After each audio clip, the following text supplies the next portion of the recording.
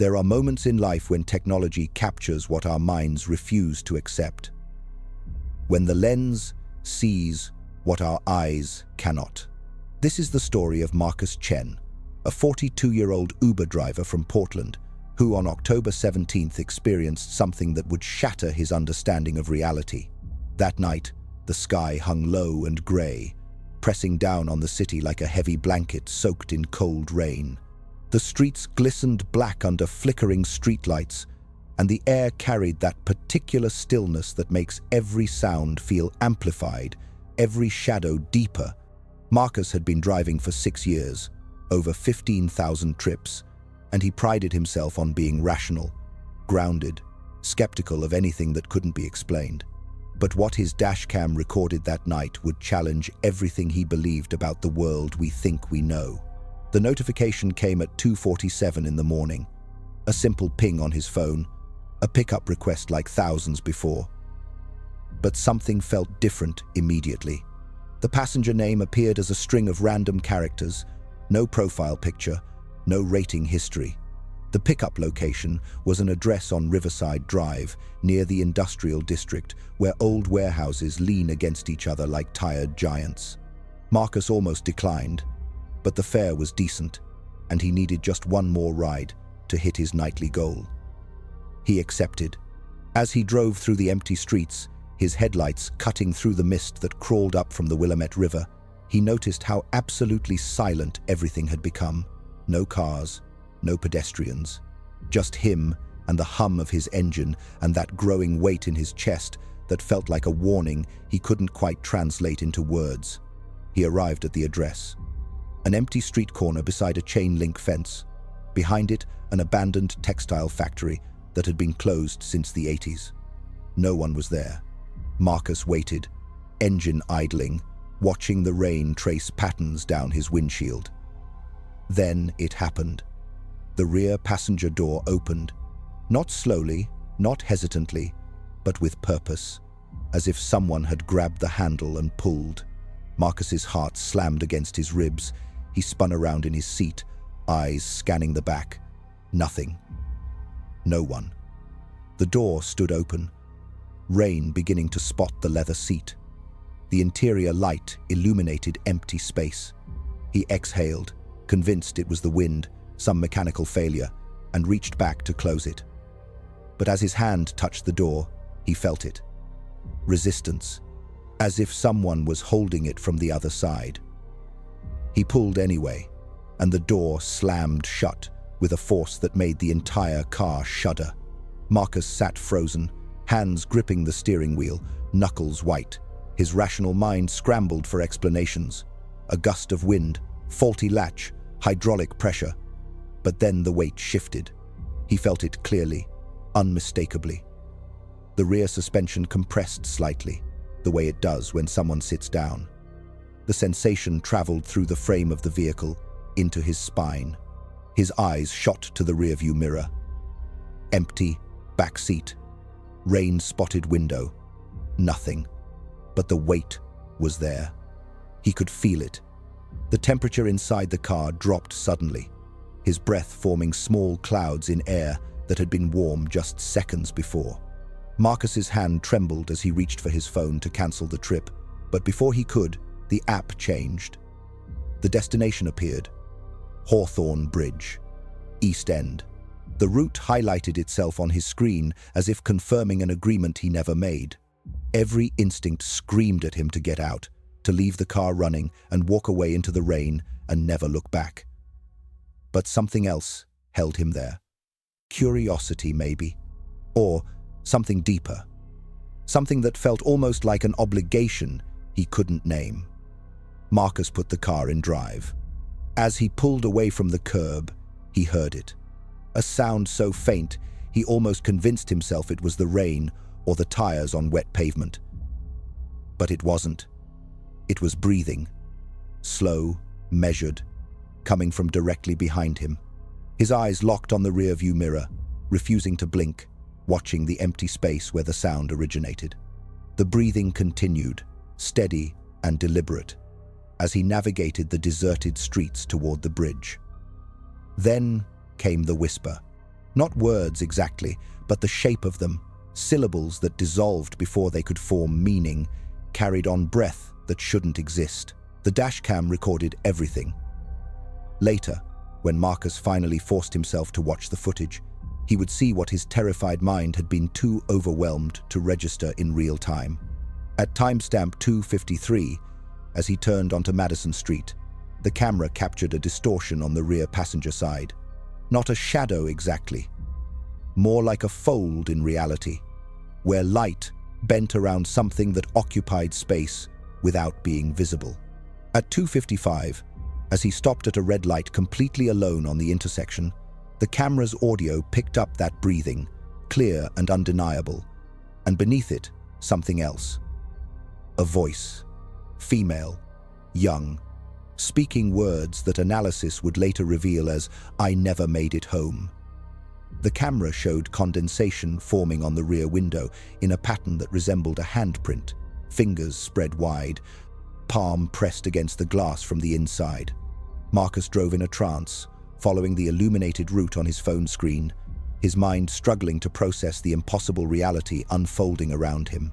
The city passed by in streaks of light and shadow, empty and somehow watching. When he finally reached the Hawthorne Bridge, the rain had intensified, drumming against the roof like 1,000 urgent fingers. He pulled over at the East End, exactly where the app had directed him. The moment he put the car in park, the weight lifted.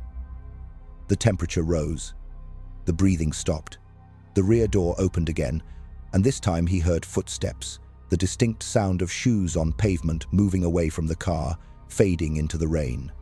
He sat there for what felt like hours, but was actually 11 minutes according to the dashcam timestamp, staring at the empty street, trying to convince his racing heart that it was over. But it wasn't. Because Marcus, despite every part of him that wanted to drive straight home and forget this night ever happened, needed to understand. He pulled up the local news archives on his phone, searching for anything connected to this location, this bridge, this specific spot. What he found made his blood turn to ice water. 7 years ago, almost to the day, a 23-year-old woman named Sarah Whitmore had called an Uber from a party in the industrial district. The driver who accepted her request never arrived. Sarah tried to walk home. She was last seen on Riverside Drive, near an old textile factory. Her body was found 3 days later in the Willamette River, just below the Hawthorne Bridge, East End. The case remained unsolved. No witnesses, no suspects, just a young woman who never made it home, whose last action was requesting a ride that never came. So, what do you think about what you've seen so far? Could this be real? Could Marcus have actually driven something beyond our understanding? Drop your thoughts in the comments. Marcus returned to that spot 3 more times over the following weeks. Dashcam always recording, hoping for answers or perhaps redemption for a ride that was 7 years too late. The camera never captured anything again, but Marcus knows what he felt that night, what he heard, what the weight of an impossible passenger felt like pressing down on his back seat. He's watched the dashcam footage hundreds of times, studying every frame, every audio spike, every impossible distortion. He's shared it with paranormal investigators, with skeptics, with anyone who would watch. Some call it a hoax, clever editing, a viral marketing stunt. Others see what Marcus sees evidence of something our rational minds can't categorize. Something that exists in the space between what is and what should be impossible. The footage has been analyzed by experts. The audio waveforms show breathing patterns consistent with a living human, but no human was present. The visual distortions can't be explained by camera malfunction or environmental factors. The handprint on the window contained condensation patterns that formed from the inside out, suggesting warmth from something that wasn't there. The timestamp data is intact, unedited, continuous. Every technical analysis confirms the same troubling conclusion. Something was in that car with Marcus. Something that needed to complete a journey it never finished. something that used technology as a bridge between worlds. Because perhaps in our modern age, a dashcam and a ride-sharing app are the closest things we have to a seance. Marcus doesn't drive for Uber anymore. He couldn't. Not after that night. He now works in an office, surrounded by fluorescent lights and the comfortable predictability of spreadsheets and scheduled meetings. But sometimes, late at night, when the city grows quiet and rain taps against his window, he thinks about Sarah Whitmore, about how she must have felt standing on that empty street corner, phone in hand, watching for headlights that never came. About her last moments of hope fading into fear and then into something worse. And he wonders if what happened that night was her finally getting the ride she requested 7 years ago, completing the journey that was interrupted, finding some small measure of peace in being taken to the place where her story ended so she could finally move beyond it. Thank you so incredibly much for staying with us until this moment. Your presence here means everything, and I promise you, the most disturbing part is still ahead. The question that haunts Marcus most is not what was in his car that night, but why. Why him? Why that specific date? Why did the technology respond when a human driver hadn't 7 years before? Some paranormal researchers suggest that electromagnetic fields and digital devices can serve as conduits for energy that no longer has physical form. That GPS coordinates and cellular signals might create patterns in space that allow for impossible connections. That perhaps Sarah's final desperate action, requesting a ride on her phone, created a kind of digital echo that finally found resolution when conditions aligned perfectly. Marcus doesn't pretend to understand the mechanics of what might exist beyond death, but he knows what he experienced, and he knows it was real. The dashcam footage exists. You can find it if you look hard enough, passed around in forums dedicated to the unexplained, analyzed frame by people searching for truth in a world that increasingly feels like it contains more questions than answers. Watch it yourself. Listen to that breathing. Study that distortion. Look at the handprint forming on the glass. Then ask yourself what you believe about the boundaries between life and whatever comes after. Ask yourself if technology, in its relentless documentation of every moment, might sometimes capture glimpses of a reality we've convinced ourselves doesn't exist. Ask yourself what you would do if your rear door opened on an empty street and you felt weight settle into your back seat and heard breathing where no breath should be. Marcus keeps the dashcam footage saved in 3 different locations, backed up and preserved, because he knows that memory fades and doubt creeps in, and the rational mind is powerful in its ability to rewrite history into something more comfortable. But the footage doesn't lie. The data doesn't change. Whatever was in his car that night left evidence that persists, that challenges, that disturbs.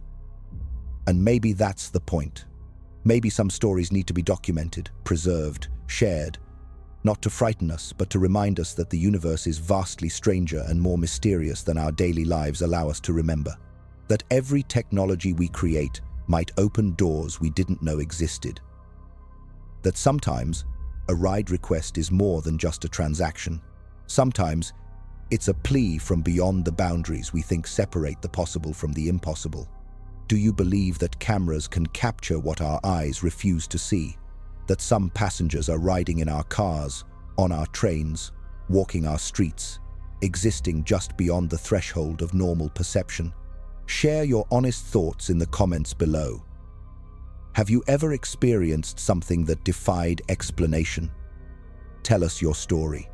And if you want more true, disturbing accounts like this one, subscribe to Last Ride, because every journey has a story, and some of those stories never truly end. Hit that notification bell so you don't miss what's coming next. And please, watch the next recommended video, because the most terrifying ride is just beginning and you need to see where it goes.